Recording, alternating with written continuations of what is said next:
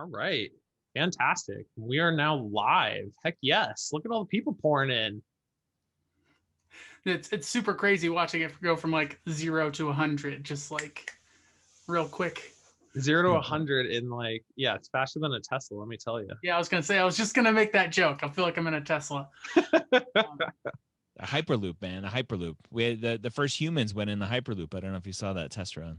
What? What? When was that? I don't know specifically. They only went up to 100 miles an hour though. It was Only. just a small little test run. Yeah, no, nothing too crazy or anything. I wonder how they got people to sign up for that. I wonder if it was like prisoners. with lots of legal paperwork. Yeah. Oh man. Well, first and foremost, let me thank everybody for joining us today for our must-know tips for the 2021 MCAT. Yay! It's going to be an awesome hour with us, and we're being a little coy, we're being a little catty and secretive, but we have a couple special announcements that are going to be pretty important for the students that are paying attention. It may or may not just completely change the way that they prep for the MCAT in 2021, not to sound melodramatic or anything like that. But yeah, thank you so much everyone for joining me. First, before we dive into it, let me kind of walk you through our Zoom room here. If you haven't already, up in the top, there's a way that you can change your view to be, I think it's gallery view or something along those lines, presenter view. That way you can see the presentation and all three of us at the same time. You don't need to see us. Oh, come on, Ryan. They're all here just to see you. Are you kidding me? Also, another hugely important thing, up at the top, there is a chat function. So throughout the entire webinar, please, you guys, throw in the chat. We're going to be answering questions at the end, but feel free to kind of interject. If you guys throw some good ones in there that are kind of relevant to what we're talking about, we might have some time to answer some questions throughout the whole thing.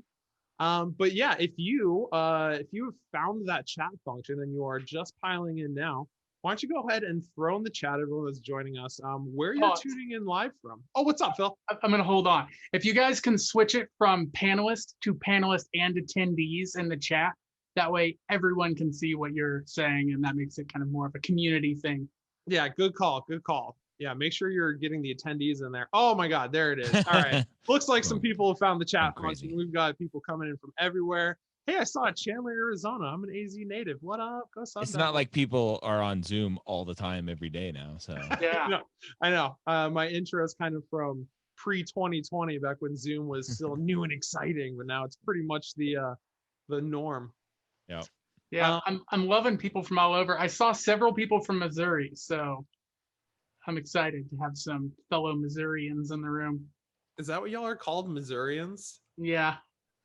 It's better than Arizona people. We're called Phoenicians. Well, Phoenician sounds pretty fancy, so I don't know. I'm not complaining. Wouldn't Phoenician only work for if you live in Phoenix? It's very uppity. You're like, everyone from Arizona is called a Phoenician. I'm from a suburb of Phoenix. If you're from Arizona, the only thing that's there is Phoenix. It's all just one giant city anyway. So we just draw arbitrary lines on the freeway that kind of, as everyone probably is well aware of now, Maricopa County. Like, yeah, it's drilled into everybody's head. We know the shape of it. We know how many people live there. Yeah, all of a sudden Arizona became a very everyone became very aware of the counties in Arizona, so that was interesting. Well, it makes it easy. There's only like 5 or 6. Like, I couldn't believe it when I saw the map. I feel like there's like 100 in Missouri. I'm just impressed. All these people that seem to know every county. Like, we know the Krebs cycle. They know counties. Yeah. Right. Yeah.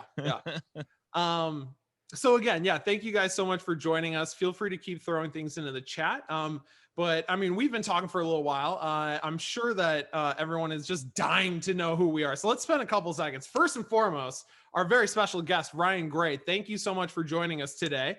You are a very special guest. So I'm super excited to have you here. But no intro I do can really do it justice. So y'all probably know Ryan as the founder of Medical School Headquarters. He's responsible for helping a whole bunch of students with their applications and just getting into med school in general. But Ryan, why don't you tell the people a little bit about yourself? So brief synopsis is I went to University of Florida for undergrad, knowing I wanted to be an orthopedic surgeon. majored in exercise. I can't speak today. Majored in exercise physiology. My pre-med advisor told me never to go to medical school. Don't apply to medical school. I won't get in because I'm a white male and there's too many white dudes applying to medical school, apparently. Applied, never talked to her again. I applied, didn't get in my first time around, realized some big mistakes that I had made, fixed those mistakes, reapplied, went to medical school in New York at New York Medical College. And I went on an Air Force scholarship. So the Air Force had a little bit of say in what I did after medical school. So I still applied for orthopedics, but the Air Force was like, yeah, no, you're going to be a flight surgeon, which is a cool name for someone who's like a family practice doc, primary care doc for pilots and their families and some other cool special jobs in the Air Force. Had some health issues and ended up getting out of the Air Force in 2015. In 2012, I started the medical school headquarters as to be the anti-student doctor network, to really be a solid voice in the community, to help students, give them a little bit more reassurance and more confidence on their journey. And my first podcast episode went out about 2 weeks from now, 8 years ago. So my 8-year anniversary podcast anniversary is coming up soon. So I'm excited for that. That's awesome. And yeah, it's good to have a little bit of, someone to oppose Student Doctor Network. Let me tell you, I'm not even applying for med school, but like I browse the forums and it makes me depressed and I'm not even in the cycle. So it's great to have your voice there, man. Thank you so much for joining us. Phil, I'm sure anybody who's attended any of Blueprint's webinars before is familiar with Phil. He is an amazing MCAT expert. He's been hanging out with us for a long time. And Phil, you know what? Why don't you let the people know who you are? Yeah, so my name's Phil, as I mentioned. I do the MCAT podcast with Dr. Gray. I went to the University of Nebraska Med Center, where I was an MD PhD student doing my PhD in pharmacology and experimental neuroscience. Been working in test prep for longer than I would like to admit. About a decade at this point across multiple companies, but I actually helped write and edit and put together a lot of the exams and books and materials here at Blueprint and Next Step, as it was previously. That's awesome, man. Yeah, Phil, in case you guys aren't aware, instrumental. He's underselling it. He instrumental in helping us kind of create the current online course that students have since April been able to enjoy. And yeah, it's been nothing but like fantastic feedback and rave reviews. So we kind of revolutionized the way that students prep for their MCAT online. And dang it, we're not done. We're going to do it again. So thank you guys so much for joining me. Like I said in the beginning, my name is Hunter Enright. I am also an MCAT prep veteran. I've been doing MCAT prep since before I had gray hairs. So like, that's telling you something. And yeah, like I said, I'm from Arizona. I went to ASU. I've got a background in biochemistry. And right after I graduated, I wanted to get a little bit of like kind of work experience. So I took a gap year, and I was really fortunate. My gap year essentially consisted of me working for a nonprofit organization. Long story short, I got to pretend like I was Bill Nye the Science Guy. So I would take science supplies and presentations to K through 12 schools all across the state. I was the guy that would come in and do, like blow things up in the auditorium for all of the fifth graders. So it was a ton of fun. And actually it was way too much fun because that gap year turned into a gap 2-3 years. And slowly I realized that I was falling in love with education. So I can't believe I'm about to say this, but I got tired of blowing things up. So I kind of transitioned away from that, decided I wanted to use some more of my MCAT specific expertise and knowledge. And yeah, I got into the classroom and started teaching MCAT students and never looked back. So it's been a fun ride ever since. So that's who all of us are. Amber, you're a teacher as well. Heck yeah, teachers rule the world, or at least our students will. So that's good. So yeah, thank you guys so much for joining us. That's a little bit more about us. If you guys have any questions, feel free to throw them in the chat and we'll get to them. But let's go ahead and just dive right in. So why are we here today? We've got a full agenda, so we're going to try to get through everything, A, quickly, and B, discuss things kind of in depth where needed. So first and foremost, registration opens tomorrow. It's Reg Week. Woo! It's basically a pseudo holiday for all of us. It's like reverse Christmas instead. I was gonna say, what's the opposite of a holiday? Instead of looking forward to it, we're all stressed out about it. So that's something. We'll dive into test timelines for 2021, how to stay organized, talk a little bit more about extracurriculars and rounding out your application if you're looking to send in your application during the next cycle. And then we have our very special announcement. Woo! So we'll get to that. We're still being coy. Don't worry about it. And then we'll dive into like specifics, ways to plan for it, how to kind of make your study schedules, etc., in preparation for 2021. So we got a lot to talk about. You guys excited for it? Yeah. Yeah. Look at all those yeses. Heck yes. Okay. Thank you so much, everybody in the chat. All right, let's go ahead and dive into it. So first and foremost, AAMC registration. It opens tomorrow. It is the day before the scary version of a holiday, whatever we decide on calling that. So first and foremost, things that we need to know. Call this website Crash Day. Yes. Crash. Yeah, no, I don't know what you're talking about. The AAMC website never has a history of crashing, Ryan. You're crazy.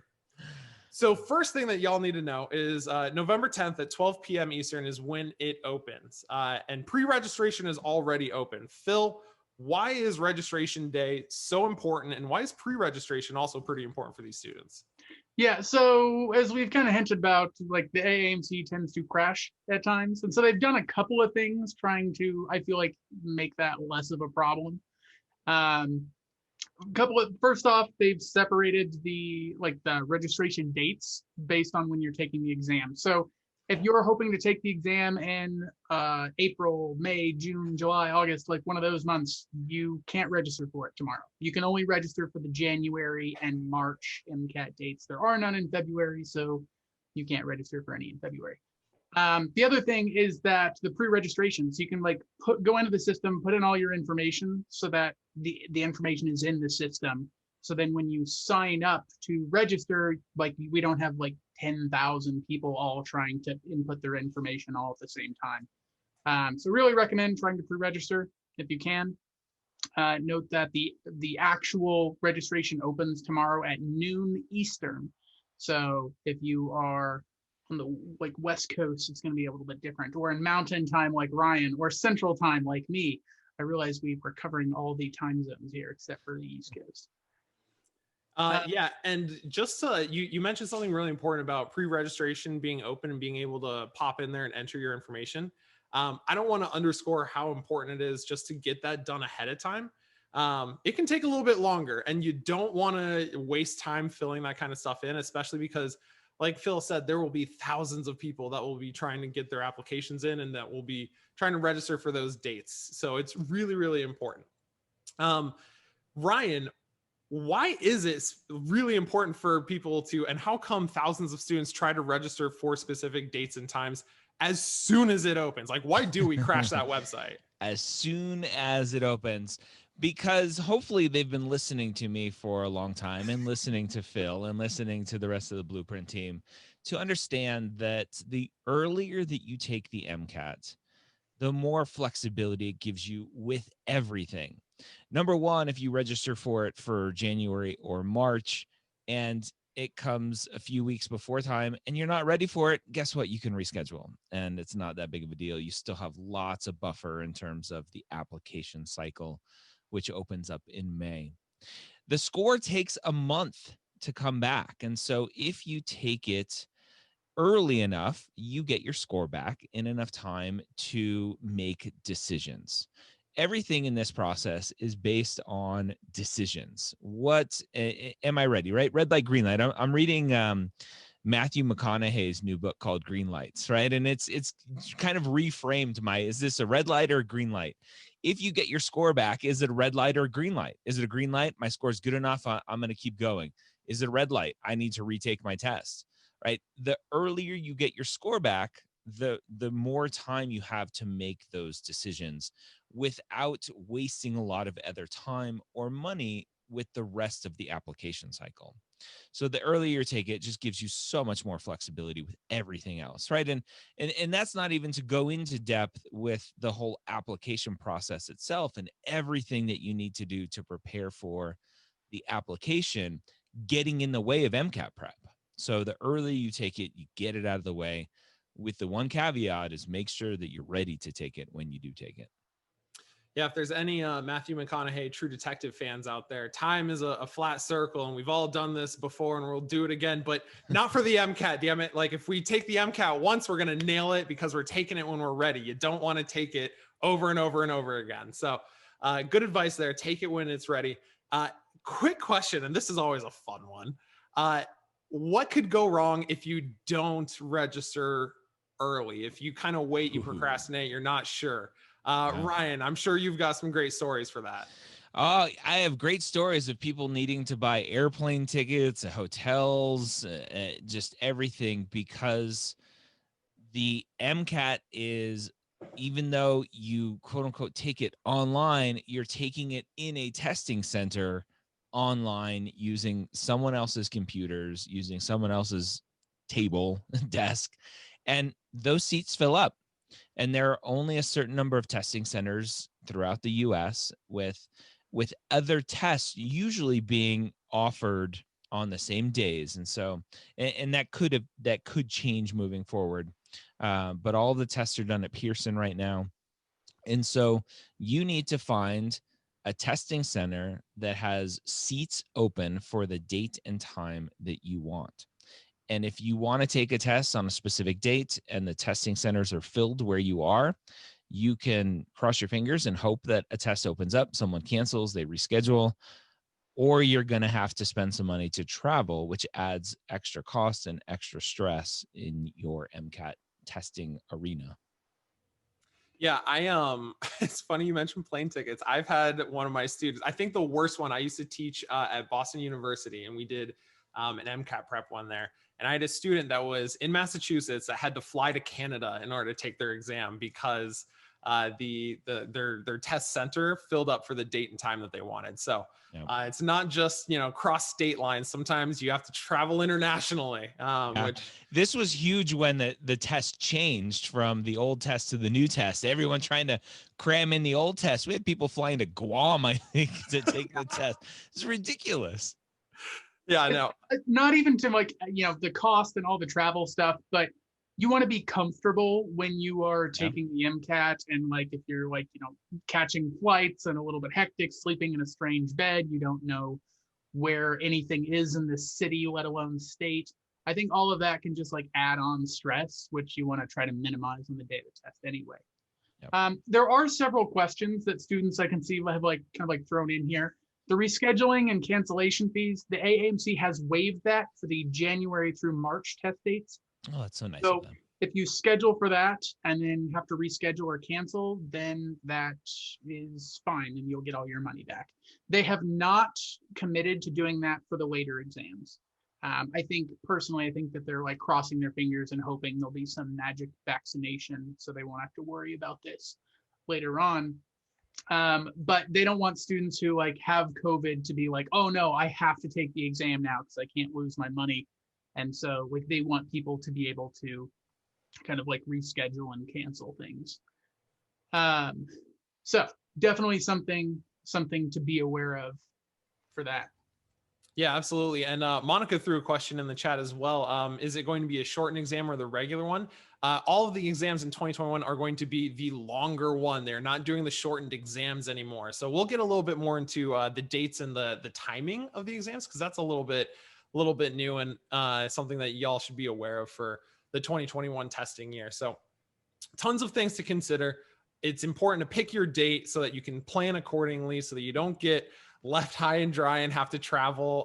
Kind of what Phil was saying, you want to be familiar with your environment. I mean, I always recommend my students drive to the testing center that they're going to a week in advance. That way they know where to park, where the building is, where the room is, just little things like that you don't consider. And it's really hard to do that if you're traveling to somewhere that's really unfamiliar. So tons of things to consider. What city was it where the testing center just burned down a couple nights ago? Did you see that? No. Did not. No, yeah. I mean, it wasn't anything nefarious, but it was just like a testing center burned down randomly. Oh. Chat's saying that it's in Phoenix, so go I thought it was in Phoenicians. Phoenix. Yeah. Yeah, someone might have thought it was a ballot counting place, maybe. No. We're not No, going no. there. And yeah, definitely not nefarious. I mean, let's get real. If you've been to Phoenix, like it's hot enough for buildings just to spontaneously get bust. So that is true.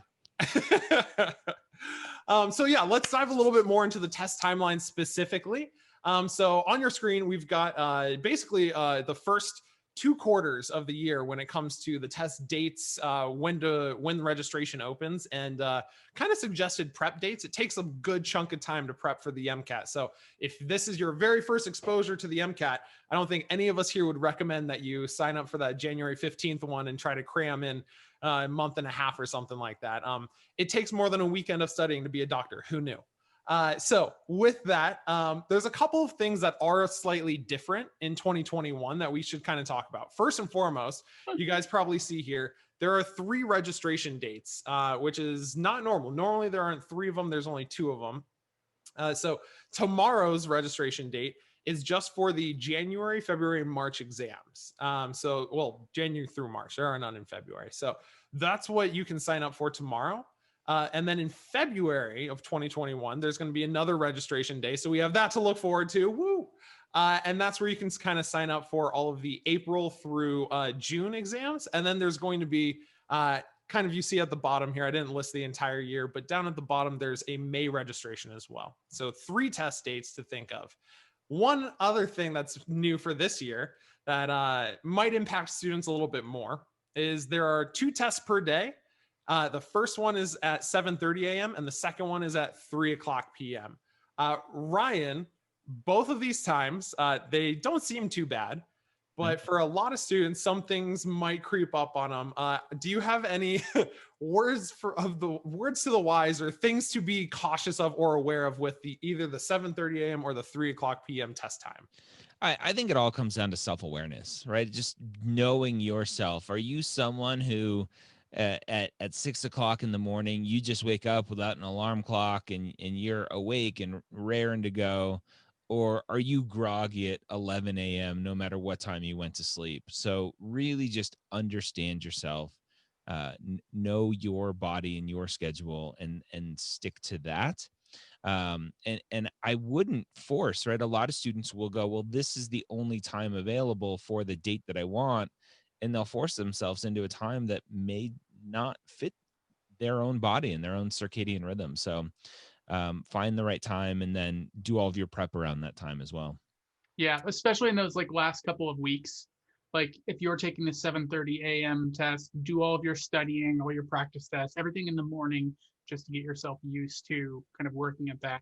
There were a couple of students that asked, there are more dates that are not on this list that like continue down into August and September. I do want to throw a heads up though, if you are Canadian, you actually have fewer test dates than on this list.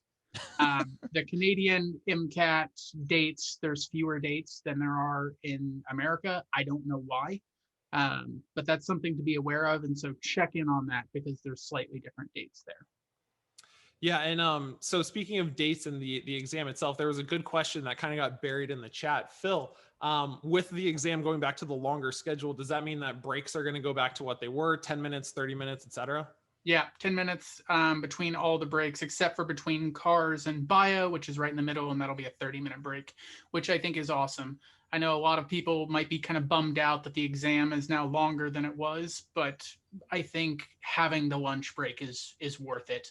I think students, like I've had a lot of students this last year that had to switch to the shorter ones. And even though the exam is shorter, they struggled with it because they didn't have a chance to kind of unwind and you mean because they didn't have a chance to get in the right caloric consumption because apparently our brain works off of glucose? Who knew? Right. Yeah. Shocker. Yeah. Who knew that you can't sit and think actively nonstop for 6 hours? But hey, it's still a standard test. Yeah. Don't worry. Yep. I do also want to mention, I know we're like going out of the test timelines. If you're hoping to take the January test date, I think those are going to fill up real quick. So just a heads up, I know there's a lot of students that were hoping to take the exam this year and ended up pushing back Yeah. And so since there's no exam dates in October, November, December, or February, January is like the only test date in that half of the year. And then there's like dozens of exam dates in the other half of the year. And so January tends to be kind of crunched. And so like you want to be sitting there refreshing the page for registration if you're really hoping to get that January test date. Yeah, absolutely. And there's two other things to consider that might be clear to some, but I just really want to hammer home. If you're signed up for that 7:30 a.m. exam and your testing center is a half hour away and you need to wake up 30 minutes beforehand and so on and so forth to factor in travel times, you might be waking up at 5 in the morning, 5:30 in the morning in order to make it to that 7:30 a.m. exam, right? So that's one thing is to think about, especially if you're not a morning person. And then on the flip side, if you're taking that 3:00 p.m., that might, sound really appealing to you and go, oh man, like bump that 7:30 a.m. I am not a morning person. Let's do 3:00. What's the downside of that? If you take that exam at 3:00 and you take all of your breaks, you're not getting out of that testing center until about like 10:30 at night. So like Phil said earlier, be sure to start your prep. Well, especially in that last week or so, start prepping and getting your body trained and used to either testing really late or starting your exam really early. That way you're kind of ready for it. And somebody else in the chat asked if there's additional dates. There are additional dates that are further on. And if you guys just go to blueprintprep.com/MCAT/MCAT-dates, you can see the entire list of dates, registration dates, the score release time, and then suggested prep dates as well for it. So that is a lot of stuff to consider. There's a ton of things that are going on in 2021, dates, times, registrations, etc. Might be kind of difficult to stay organized and stay on top of all of that. But luckily, Ryan has a super awesome product experience thing for students to kind of stay organized called Mapped. So Ryan, please tell students what we're looking at right now. What is Mapped? So Mapped, what we're looking at right now specifically is the dashboard for Mapped. When you log in after you've spent some time entering all of your data, it does take a little bit of time to enter in your courses, your activities, what you're doing. But after you spend that time, you invest some time entering all that information, Mapped will then be able to display in a nice way everything that you're doing. But it goes so much beyond that, right? If it just displayed, I could make an Excel spreadsheet that does that. Hi, Dr. Scott, right?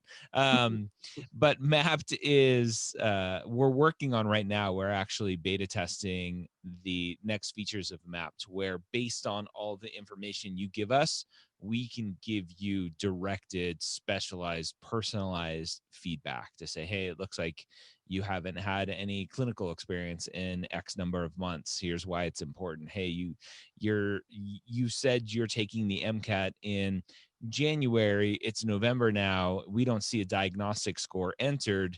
Here's how you take one if you haven't taken one yet, right? And we'll link to Blueprint's diagnostic and first full length because those are the best tests to be taking.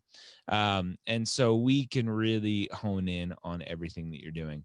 Mapped is not an application tool. So don't sign up for it right now, assuming that like you're planning on applying in May, that it's going to help you through the applications. It 1,000% will help you through the applications, but Mapped is really a tool to use from day one, as soon as you know you are pre-med through the application cycle. It's available now. Mapped is available now. The stuff that we're working on now, the feedback features are in beta and will hopefully be out in the next few weeks. Yeah, I know Hunter and I have played around with it. Super useful, especially all the information you can find out about the medical schools. And like that's something that like I know back in the day I spent hours and hours and hours pouring through like tons of different websites trying to find information on certain med schools. And some of them you just couldn't find, and like now they're all in one place, and you can just like have your list of schools and get all this and info. The goal with that is it's not in there yet, but right, big picture, we're still very foundational, still building, but big picture is you build your school list, and then we'll be able to tell you like, hey, you're not a resident of the state, and the school that you just added super in-state friendly and not out-of-state friendly, or hey, the school that you just added requires this prereq that you don't have. Make sure you have time to fit that in if you're planning on applying. Right, all of this, the information that is super specific to you and your application, and then the schools that you're applying to, will definitely be in there at some point as we're working and building. Yeah, and Mapped, it's a really useful tool for all the reasons that were just mentioned. I saw some people asking, is it appropriate, or will Map let you? Is it appropriate to kind of put your clinical experience, your extracurriculars in there? Everything. Oh, yeah. Absolutely, 100%. And also, it's not just for students that are looking to apply right now. Mapped is a really kind of holistic approach to, like Ryan said, as soon as you know that you're pre-med. So, there could be freshmen that would find Mapped incredibly useful just for kind of planning and organizing everything that they're doing. And speaking of those extracurriculars, man, I couldn't have come up with a better transition. Thank you so much, whoever asked that question. There are a ton of questions regarding extracurriculars and how we can keep track of them, and what students can do during COVID right now for extracurriculars. So like we said, Mapped absolutely tracks your activities. You can enter the number of hours, the start date, the end date. That way you don't have an issue where a lot of my students actually come to me and they go, hey, so I'm prepping for the MCAT, but I don't remember everything that I've done for the past 3 years. Help. It's and I go, such a common story. Like, I don't remember everything that I did. Like, well, now you can. Yeah, and that's one of the great features about Mapped. Now, Ryan, you're also doing, in addition to helping students kind of track their activities, you're doing something else with current active physicians. What's this picture that we're looking at here? Oh, this is Dr. Michael Galvez, who is a plastic surgeon, a hand surgeon, plastic and reconstructive surgeon. This was e-shadowing session 1. So right now, we know that shadowing is just really hard to come by, right? Physicians, hospitals, clinics are limiting the potential exposure to their patients. And so I started e-shadowing as a way to just fill the gap, right? And obviously this is not shadowing, right? Shadowing is you're going to the clinic, you're following the physician, you're seeing everything they're doing. We can't replicate that in a digital environment. And so I tried to come up with the next best thing. And we have guests scheduled out through April already. It's every Monday, 8 p.m. Eastern. I bring on a guest, a physician. I talk to them about their specialty. They present cases and really talk about the things that they're doing day in and day out. There's an opportunity for Q&A. And I'm tracking, the platform I'm using is able to track attendance. And then we have a quiz as well. And you can get credit towards a certificate that I will give you. And we'll start reaching out to medical schools, letting them know, hey, this is what e-shadowing is. When students are applying with e-shadowing credit, here's what they had to do to obtain it, to add some legitimacy to it. And it's up to the medical schools to decide what they're going to do with it. Some will say, well, this isn't shadowing, don't put it on, and that's fine. Some will say, great, thanks for doing something when there was really nothing to be done. So it'll really depend on the medical schools, but it's just something else to add in to help students fill the gap. And then if you're still deciding between pre-med or going to medical school versus going to PA school, last week we started e-shadowing for pre-PA students, where I have a PA co-host or host those sessions. Those sessions are Mondays at 7 p.m. Eastern. So 7 p.m. Eastern, 8 p.m. Eastern, back-to-back pre-PA and pre-med e-shadowing, all for free at e-shadowing.com. Yeah, so it's a great opportunity to, like Ryan said, fill the gap because it's just harder to get into hospitals, if not outright impossible right now in order to get that kind of experience. So if you guys haven't heard of it, this is an awesome opportunity. Please check it out. I've heard nothing but great things about it from students. Phil, I'm sure you've heard rave reviews as well.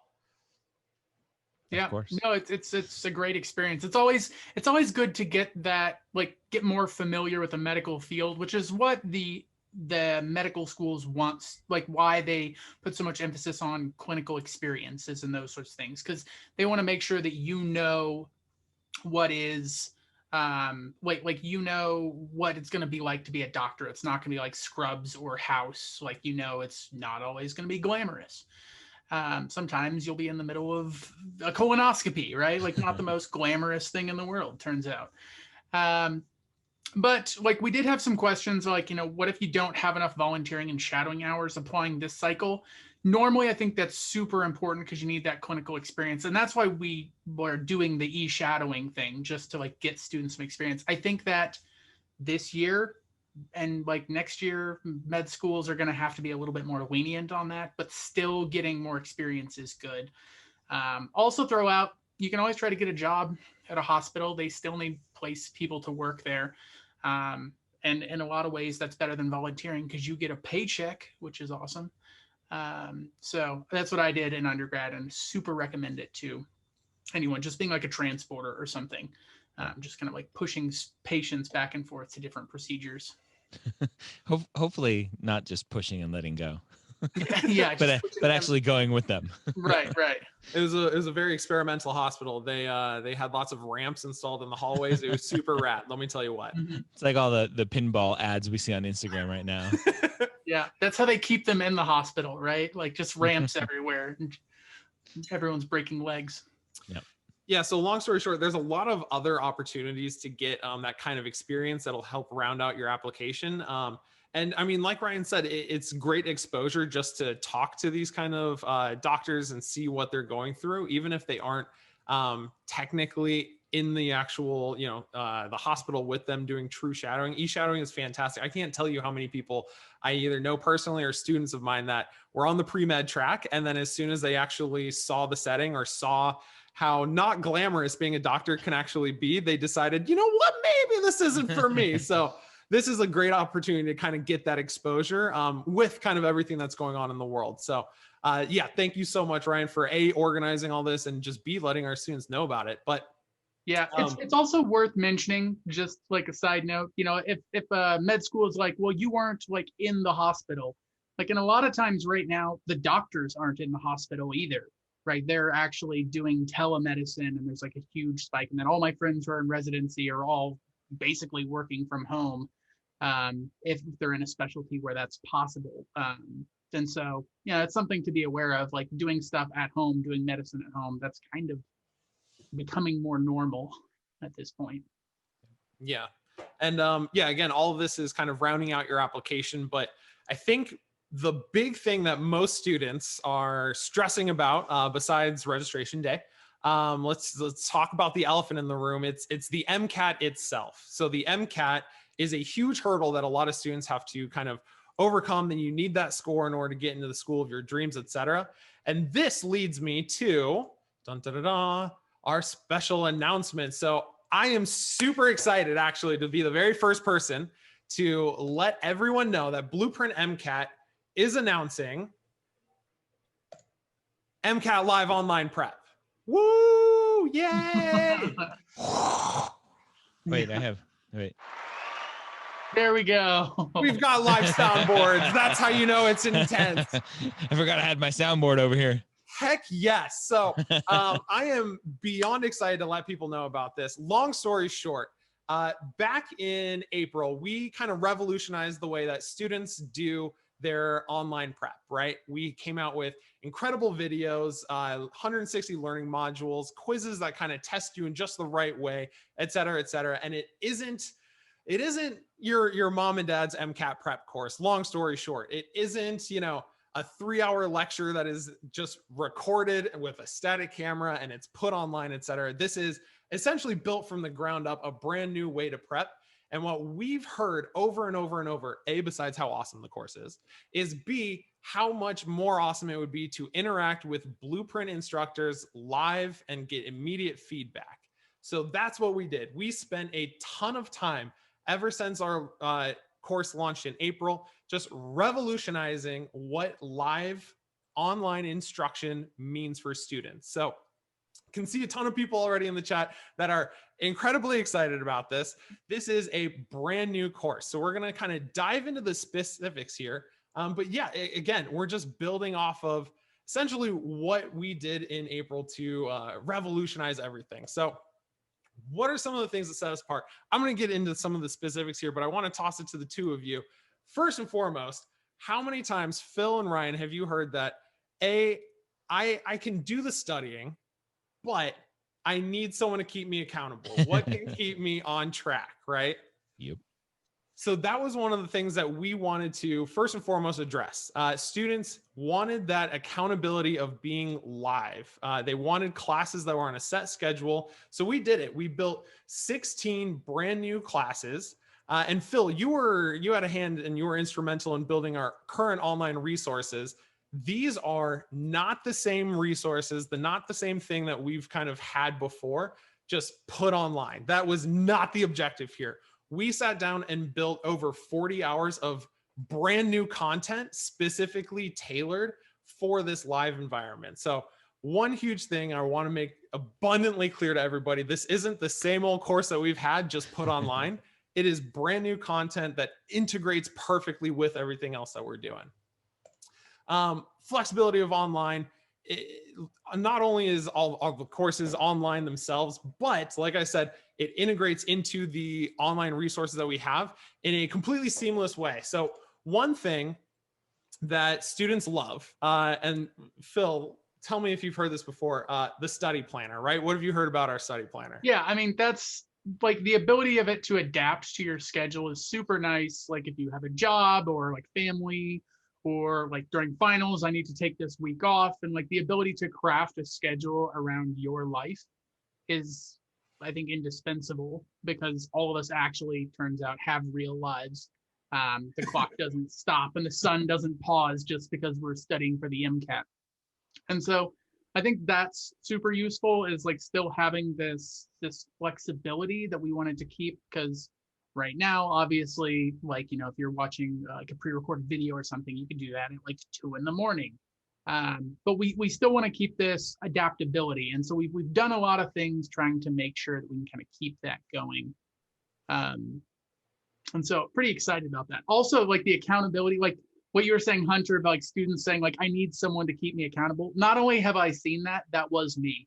And like, I went out and like paid for a course, and I drove like an hour and a half there, an hour and a half back every week, just because I needed some accountability going on there. It would have been really nice if I could have done that from home instead of driving for 3 hours and taking tolls. Yeah, and one thing about the study planner, not only are students not only is it super helpful currently, but we've completely updated and retooled our online study planner for this live course. So we'll get into specifics in a little bit, but as you're building your schedule with our live online study planner tool, it sets the courses. You know, you pick once or twice a week, you're going to meet with this live course. That way you're held accountable to it. And it builds all of your pre-work into it, all your post homework into it. So it's all laid out right in front of you. And it's very clear. I should be studying this subject at this day so that I'm ready for this time, right? The other great thing about this hyper flexible online course that nobody else does is that if life happens, right, something pops up, whether unexpected things or planned vacations, you can reschedule any of your live classes from your Blueprint ecosystem, and your study planner will reconfigure all the things that you should be studying, when you should be studying it, from like just it live in real time. So it's dynamic, and the feedback that you get is right away. So that's really, really incredible. Another thing, Ryan, and I'm sure you've heard this from some of your students, that holy crap, normal online MCAT prep is just so boring. It's essentially one person that is just lecturing at you for hours and hours and hours. Yeah. Then the Krebs cycle, you get acetyl-CoA. Branching off, you get NADP. And oh, the slide's not working. Hold on.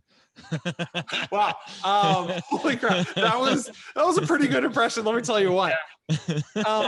So that was one thing that we knew about when we redesigned online prep back in April. And that was something that we wanted to build on for this new live course. So one huge feature is that I'm seeing students in the chat saying that you just gave them flashbacks, PTSD is triggering them.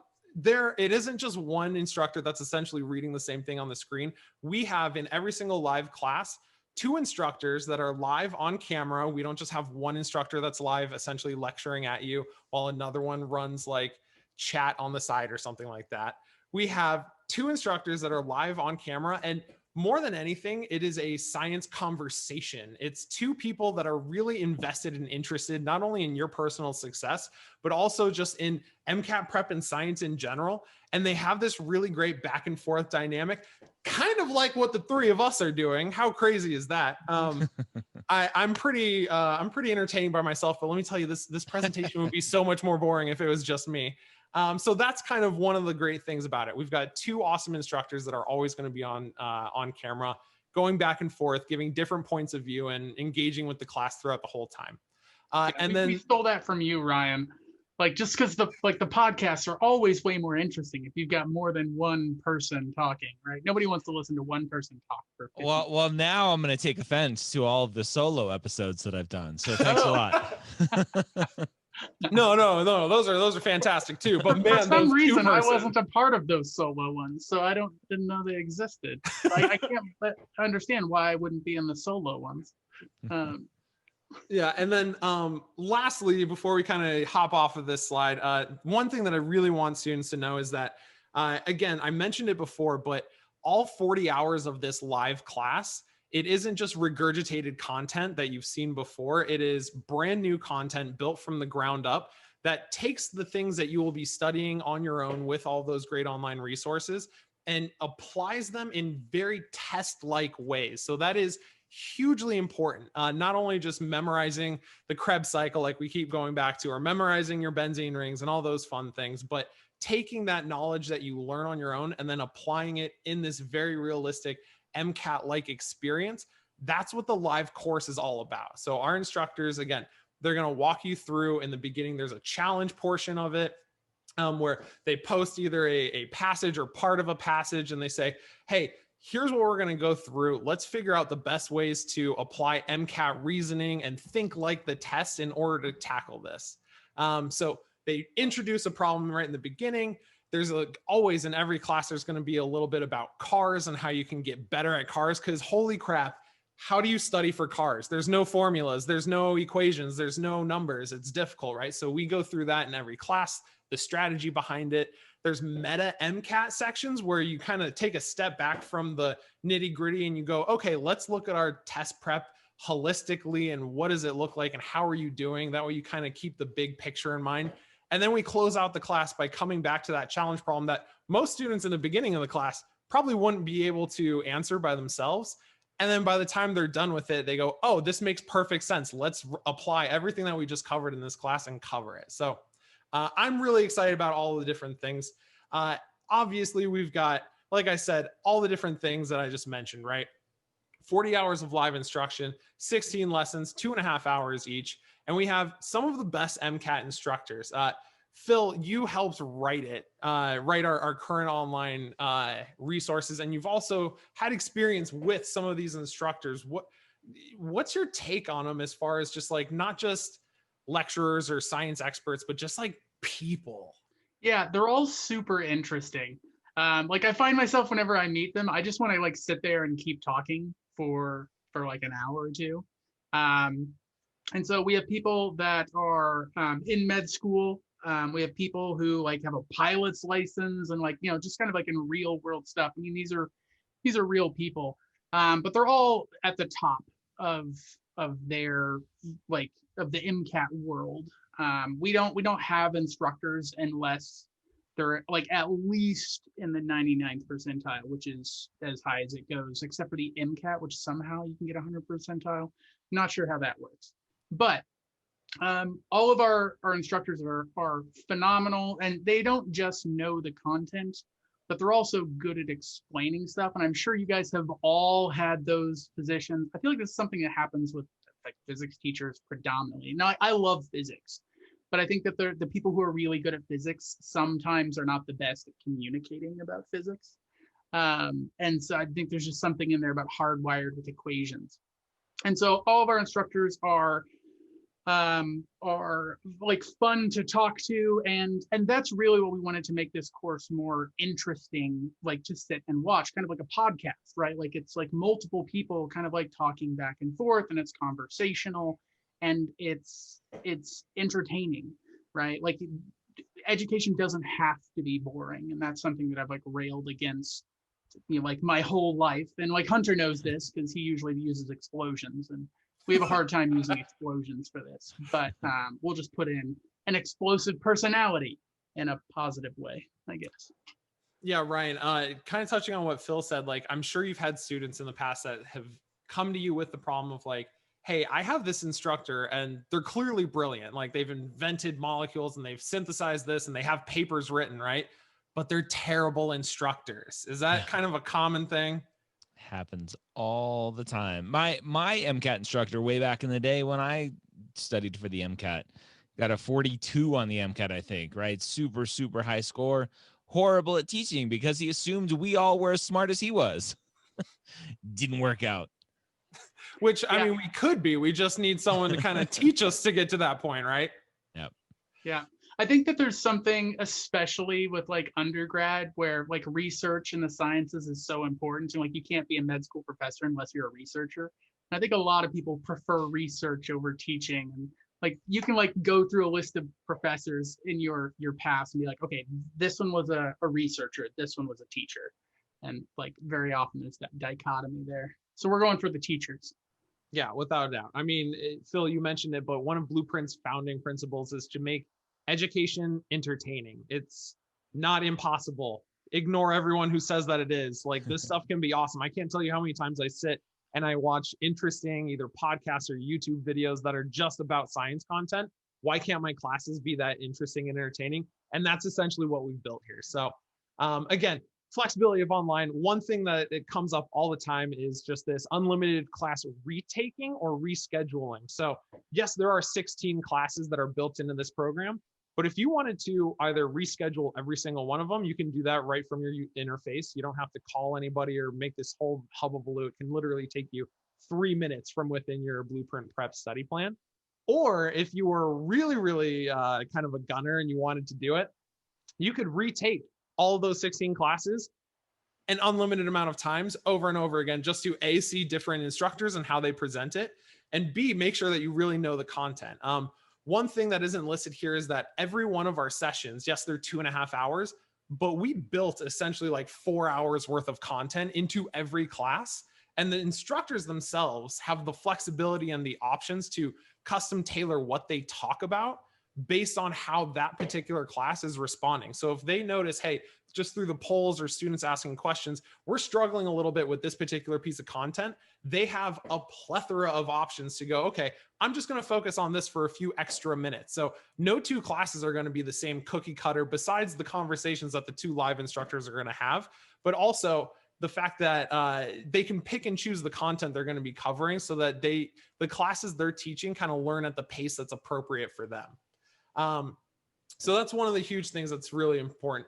Also, our office hours that everyone loves have been completely retooled and restructured around this kind of live online class. So instead of office hours, they're still going to have some Q&A sections, but we've kind of retooled them and updated them to be really content specific deep dives so that students who are looking for, I really just want to sit down for 2 hours and go through, you know, my Wolff-Kishner reactions or my Orgo or my biochem, whatever it is, they have that option and it's unlimited and you can do it 5 days a week with a live office hours instructor. So it is fantastic. Essentially, it's recitation. If anybody's familiar with it, you know, you get that kind of deep dive in a smaller group setting as opposed to your larger classrooms. Yeah. And so like the office hour stuff, that's not like a part of the like 40 hours of the course. And so it's possible for you to sit there and talk with people who eat, sleep, breathe MCAT for like, well, it's 10 hours a week for office hours. And you could go to a couple of lectures and like rewatch them. And so we're talking like, you know, 16 hours in 1 week where you get to talk to somebody who like just does MCAT, right? Like somebody who is, you know, like built their career and life around this, like I have, nerd, right? Yeah, absolutely. And I mean, students, like we mentioned before, I mean, the study planner that everyone loves has been updated for these live classes. So essentially the way that it works in the beginning is you get to choose your MCAT date. You tell us when you're going to start prepping, how often you want to meet with your live class, how often or how many hours per week you can study. And we basically take care of the rest. If you have to reschedule a class or anything like that, it's easy. You can just reschedule all of your live classes, and then your study planner updates accordingly and tells you, hey, here are all the things that you need to, the learning modules that you need to study. Here's the quizzes you need to take and the videos you need to take before you meet with this live class. And it's all super easy. And it takes really a big chunk out of the stress of prepping for the MCAT, which is what do I do and when? It just completely removes that out of the equation. Ryan, do you get a whole bunch of students that just ask you those questions? Like, what do I do? Yeah, all the time. Yeah. Just so much confusion around everything. And there's a million different resources. We mentioned Student Doctor Network and things like that too. So that's one of the things that a lot of my students kind of just really, really enjoy about it, is that, hey, it just takes all that stress off of you. Yep. And then, hey, back to what Phil helped us build. It's still entertaining and engaging MCAT instruction, right? So there's not boring PowerPoint slides. There's animations. There's really like everything from quick 5-minute videos to longer ones, just that really teach you the content you need to know in the most digestible way. We've moved from Krebs cycle to like stomach acids at this point. So we're just making sure that you guys can really get the prep that you need in quick, efficient ways. And this live portion of it, it isn't just stacked on top of it. Like, yes, you get all the awesome resources, plus you get these 40 hours. It's completely built from the ground up to integrate both of them and make sure that every single channel of learning you get is taken advantage of here. So that's more or less all the awesome things that are about that are coming to Blueprint, that are coming to Live Online. And I saw a couple questions in the chat. When is this available? Guess what? Here's the best part. As of right now, like, we're not just announcing this and saying, hold on, wait a week. It's dropped. Like, this stuff is live. So if you guys want to go to our website, you can check out all the information about our brand new awesome Live Online class. It's, again, not your mom and dad's live prep. It is something completely different, and you still get all the great things that come with it. So first and foremost, I want to thank everybody for, just sitting through and supporting Blueprint.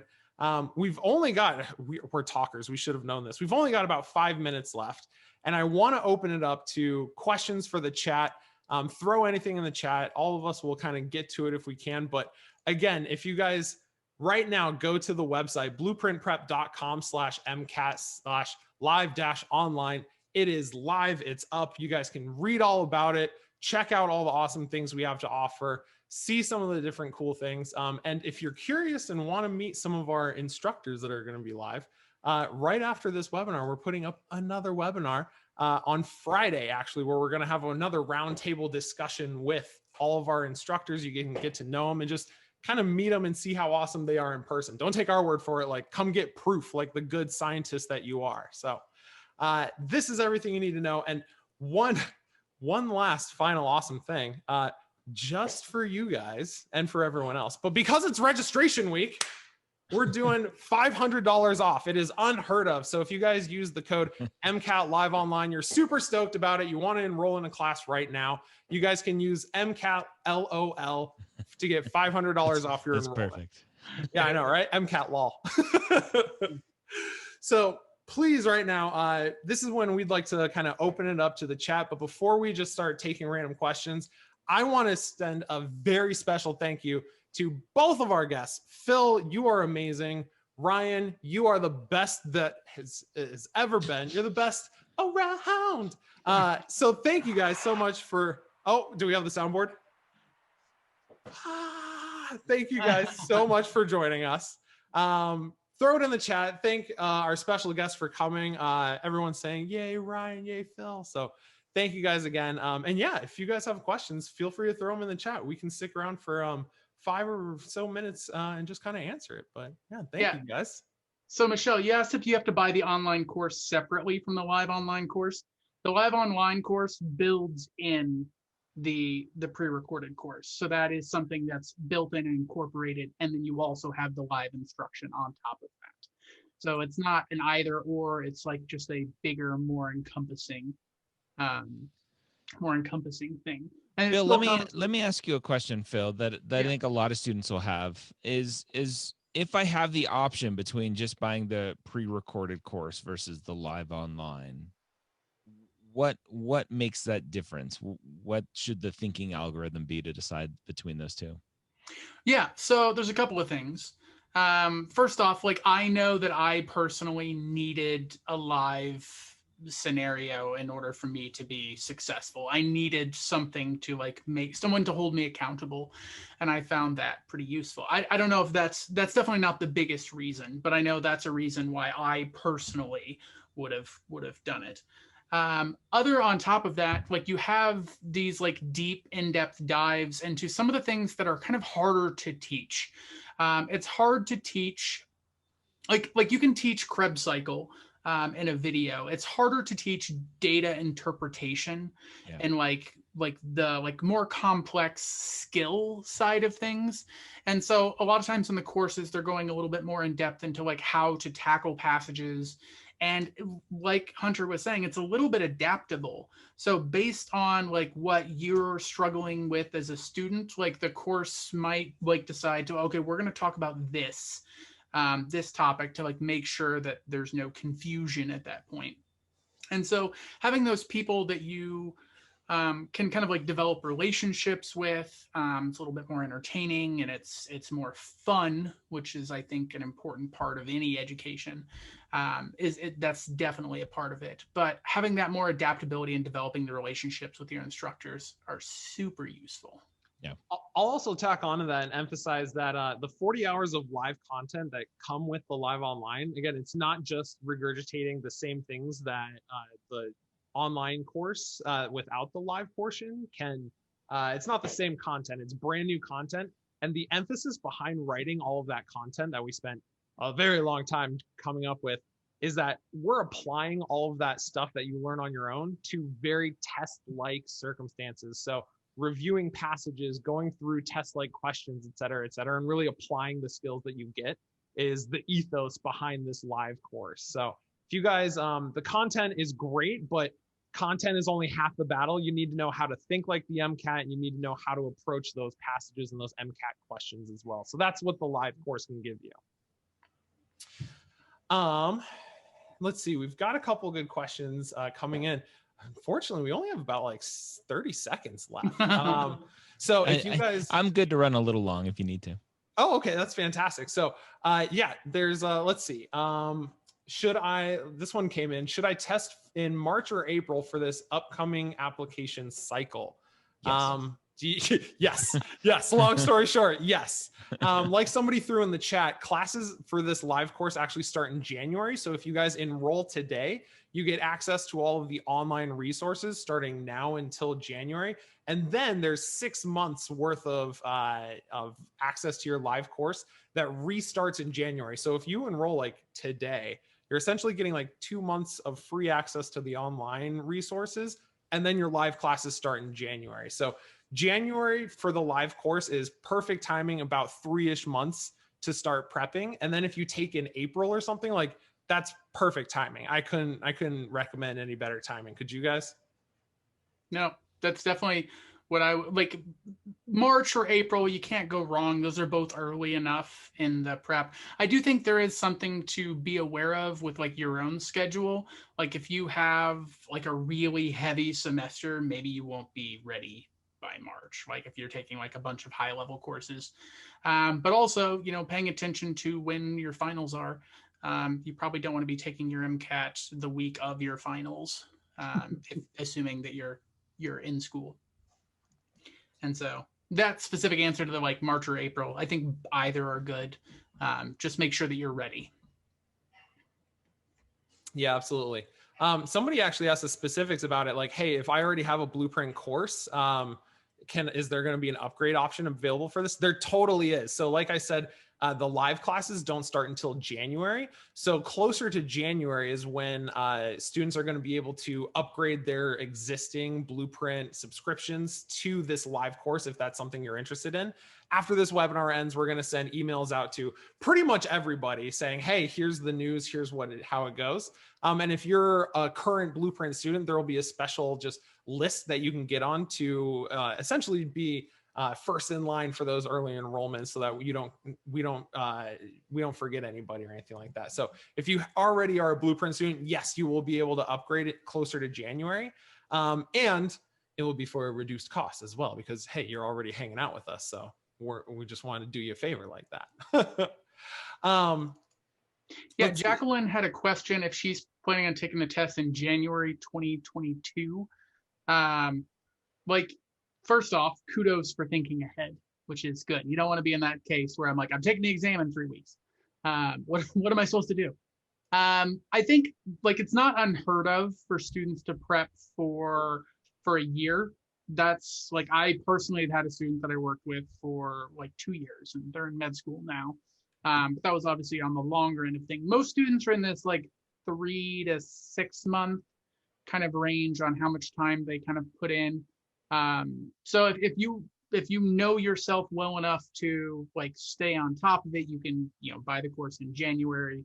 I think you would need an extension to make it last for a full year if you wanted to do that. Or you could maybe hold off a little bit, maybe start studying over the summer. And I think that that's something that you could do comfortably, starting in the summer for January 2022. Yeah, it looks like we have a whole bunch of things coming in. Somebody asked just a logistics question. I can answer this one. How much is the 6-month live course? It is $24.99, but for the rest of this week, you can get $500 off with this code MCAT LOL. It stands for live online, not laugh out loud, but hey, whatever floats your boat. But yeah, so that is going to be the honestly the best price. It's essentially an unheard of amount, like $500 off. That's crazy. But you know what? We're just crazy enough to do that. So it's going to be great. So let's see. Are there any payment plans? Heck yes. All that stuff is going to be on our website as well. Somebody said, what if I plan to take the MCAT January 2022? Oh, you already got to that one because Phil, you're amazing. Shani asked a question about like rescheduling exam dates or like pushing time periods based on like religious holidays and that sort of stuff. You definitely want to talk to the like Pearson or the AAMC about that. I got no clue. I know the AAMC has let some people started their exams early this year, but I think that's just because Pearson was trying to get people through the test center, and that wasn't something that was like scheduled.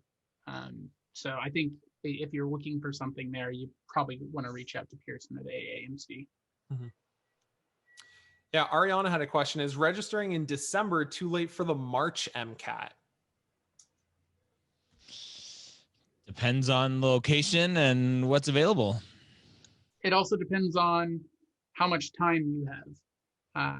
If you have like a family and like kids and work 2 full-time jobs and in college, no, that's not enough time.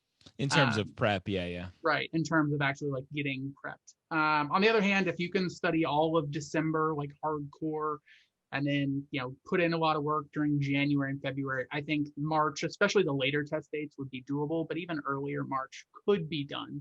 But that depends more on the student than the actual schedule.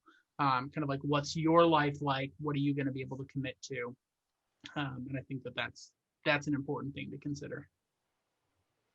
Totally. Kyle answered a quick question that I can tackle really quickly. If we get the live online class, do we also get the materials from the non-live?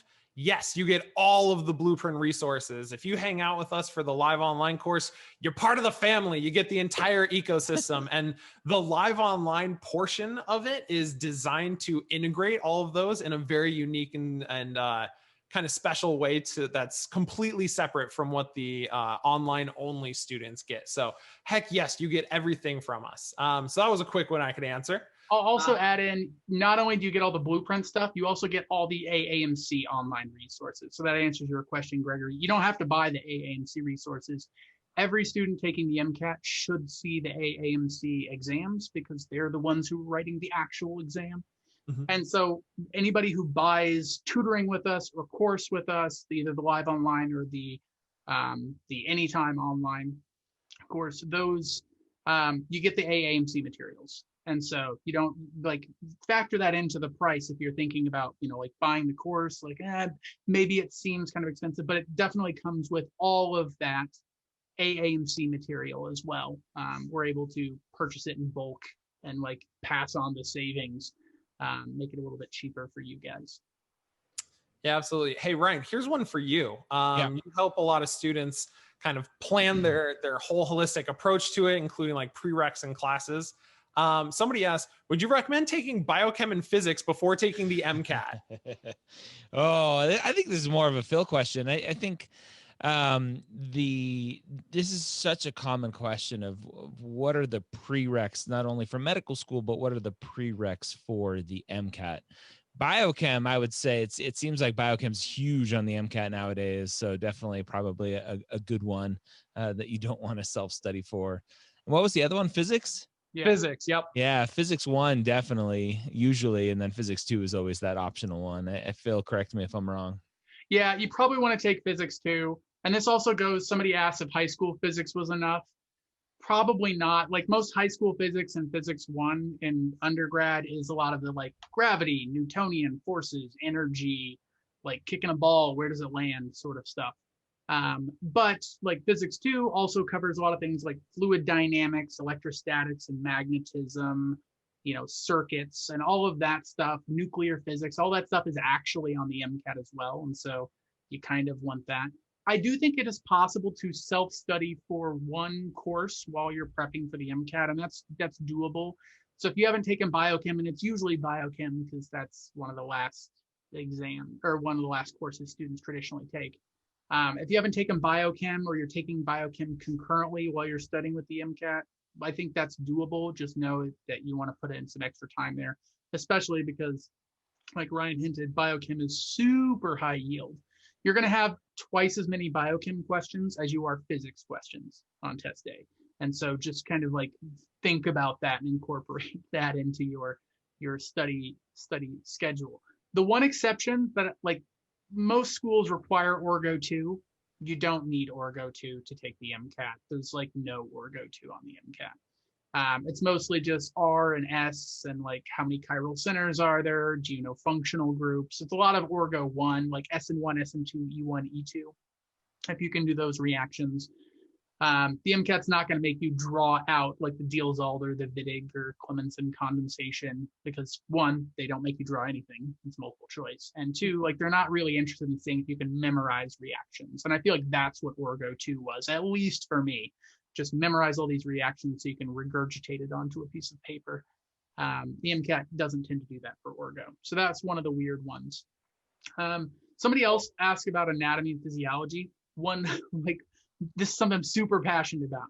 Anatomy and physiology, not a prereq for the MCAT, not a prereq for med school. You should take it for the MCAT and you should take it for med school. It will make your life easier on the MCAT because there's a lot of stuff on the MCAT like nephrology that like you're not going to learn that in cell bio, like endocrinology and like that's not in those courses. But also it helps ease that transition into med school. I really wish I would have taken anatomy and physiology. It would have made my med school first semester so much easier, and it's already kind of a tough transition. So if you get a chance to take anatomy and physiology, even after the MCAT, highly recommend it. Yeah, totally. So real quick, I can take care of one question quickly that's more about the live online class. Somebody asked, will you guys help with test taking strategies with the online course or the live online course? Heck yes, like that is 100% what the live online course is going to be tailored around, is how to think like the MCAT using very test similar situations. We're reviewing passages, we're going through the questions. It is going to be content review, but it's also here's how to think like the MCAT. Here's how you can get in the heads of those AAMC test takers. So yes, that's 100% what the live online course is going to be focused around, is applying the content that you know in these unique ways. Now, one last question. Unfortunately, we do have to go, but this one, no better way to cap it off. It's for Ryan Gray. Do you have any input on MCAT retakers? You kind of help students kind of plan things, see what their schedule and their life is going to look like. Specifically, they asked, is there a threshold of a score increase for somebody that is a retaker? And if that's a little too specific, do you have just any general advice for students who are MCAT retakers and have that first score on their quote unquote record? So retaking the MCAT, just like reapplying to medical school, is not a red flag when it comes to applying to medical schools. Lots of students need to retake the MCAT. The difference is how well do you do to improve. That shows the medical schools that you have the ability to do some self-reflection and go, okay, I screwed up. Let me figure out where I need to improve and let me show you with my next score. The biggest mistakes I see students making are jumping in and retaking the test as soon as possible because they are set on their application year and not set on doing well on the MCAT. And so they have one bad score followed a month later with another bad score. And that the bad score obviously is bad, but it's the judgment of turning around and taking the MCAT again that speaks louder about who you are than the bad score itself. So take your time, figure out where you went wrong, talk to a Blueprint tutor if you need to get a little bit more one-on-one help where you're struggling, and really assess, where did I go wrong? Where can I improve, and go from there. Great answer. Honestly, yeah, take it when you're ready and make sure that the second time you're more ready than the first time. Long story short.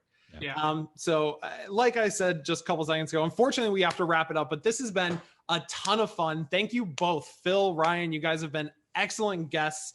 All of our students appreciate it. And for all of you who are kind of hanging out, watching us live right now, again, if you have any other questions, want more information about our brand new live online MCAT course, just check out our website, blueprintprep.com/MCAT/MCAT/live-online. That's a mouthful. And don't forget that right now for the rest of the week, you can use MCAT LOL in order to get $500 off. You guys, this has been a ton of fun. It has been a blast. Thanks for having me. All right. Well, thank you guys so much. Thank you everyone in chat for joining us, and have an excellent start to your week. This is a nice little present surprise right before the AAMC website crashes tomorrow. So good luck everybody and happy prepping. Thank you guys.